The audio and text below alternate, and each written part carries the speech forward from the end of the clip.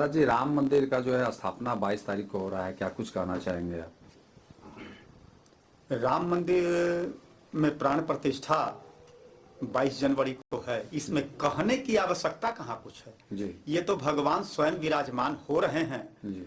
और जिन किसी को भगवान का आशीर्वाद प्राप्त है उन्हें उस कार्यक्रम में सहभागी और साक्षी होने का अवसर प्रदान किया है भगवान श्री राम ने स्वयं।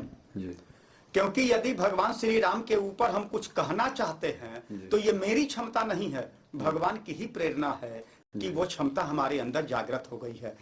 22 तारीख को हम लोग भगवान श्री रामचंद्र जी के और राम दरबार के प्राण प्रतिष्ठा के अवसर पर, जैसा कि हमारे प्रधानमंत्री जी ने भी कहा है कि आप लोग 22 तारीख को अयोध्या में ना आए, आप लोग अपने अपने निवास पर रहें।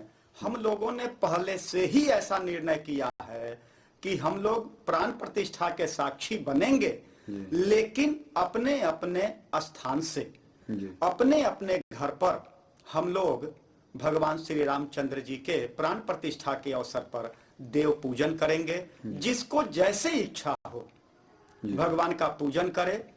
सायंकाल होने पर अपने अपने घर में दीपोत्सव करे।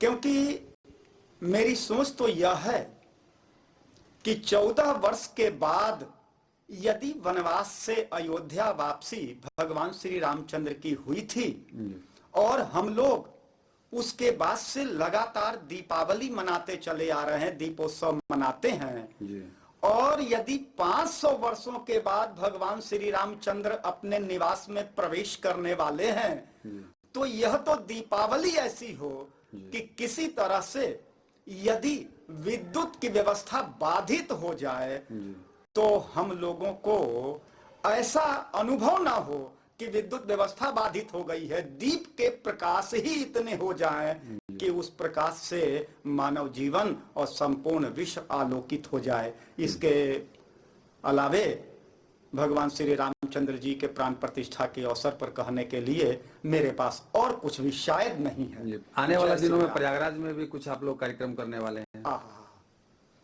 प्रयागराज में यह भी तो प्रभु की कृपा ही है। प्रयागराज में जो माघ मेला होता है, माघ उत्सव होता है या वार्षिक कुंभ होता है, उस अवसर पर हम लोग भी कुंभ स्नान करने की मानसिक व्यवस्था बना रहे हैं। इसमें हमारा कार्यक्रम होगा। वहां 1 महीने तक जो कार्यक्रम होता है उसमें हम भी भंडारा रखेंगे। जो भी श्रद्धालु आएंगे हमारे पास उन्हें भोजन भी कराएंगे, रहने की व्यवस्था भी वहाँ होगी, वहाँ धर्म सभा भी होगा। कम से कम जो भी जाने माने विद्वान हैं, शास्त्रवेता हैं, मर्मज्ञ हैं, उनसे मार्गदर्शन भी लिया जाएगा, जिससे कि समाज आलोकित हो सके, समाज को एक नई दिशा मिल सके।